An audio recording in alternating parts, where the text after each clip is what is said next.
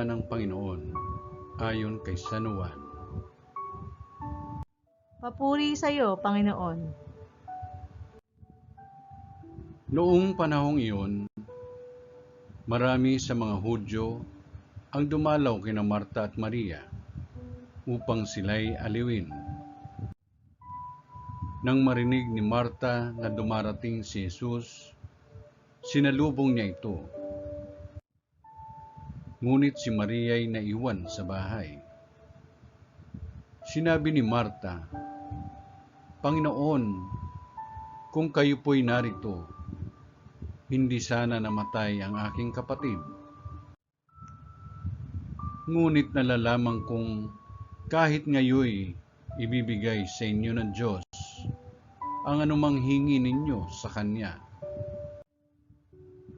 Muling mabubuhay ang iyong kapatid," wika ni Jesus. Sumagot si Marta, "Nalalaman ko pong siya'y mabubuhay uli sa huling araw, sa muling pagkabuhay." Sinabi naman ni Jesus, "Ako ang muling pagkabuhay at ang buhay. Ang nananalig sa akin kahit mamatay ay muling mabubuhay.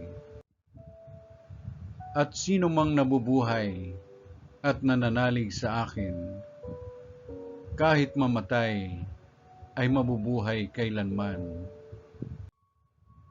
Pinaniniwalaan mo ba ito?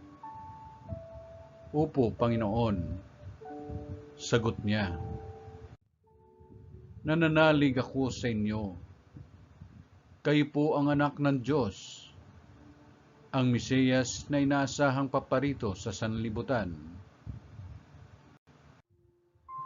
Ang mabuting balita ng Panginoon.